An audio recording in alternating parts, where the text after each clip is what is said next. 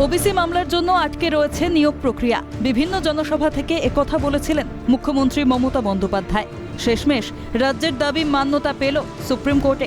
রাজ্য সরকারের তৈরি করা নতুন ওবিসি তালিকার স্থগিতাদেশ জারি করে হাইকোর্ট। পরবর্তীতে হাইকোর্টের সিদ্ধান্তকে চ্যালেঞ্জ জানিয়ে শীর্ষ আদালতের দ্বারস্থ হয় রাজ্য। তারই ভিত্তিতে সোমবার মামলা চলে শীর্ষ আদালতে। সবশেষে রাজ্যের দাবি মান্যতা পেল সুপ্রিম কোর্টে। ওবিসি সংক্রান্ত জটিলতায় আটকে ছিল কলেজে ভর্তির প্রক্রিয়া। অতীতে একথাই বলেছিলেন শিক্ষামন্ত্রী ব্রাত্য বসু। এবারে ওবিসি মামলায় হাইকোর্টের রায়ে স্থগিতাদেশ জারি করে সুপ্রিম কোর্ট। এ বিষয়ে এক্স হ্যান্ডেলে শিক্ষামন্ত্রী ব্রাত্য বসু বলেন, ওবিসি নীতির নৈতিক জয় মুখ্যমন্ত্রী মমতা বন্দ্যোপাধ্যায়ের।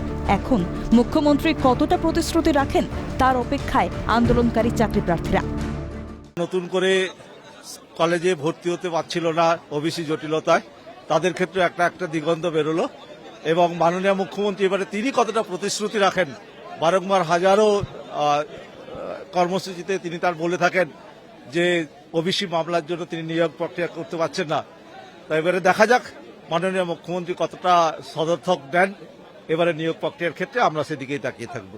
হাইকোর্টে আবার এইটা কতদিন ধরে শুনানি হয় দেখুন, হাইকোর্টে আবার 1 বছর ফেলে রাখবে। এইভাবেই তো চলছে আইন ব্যবস্থা, এরকমই চলছে।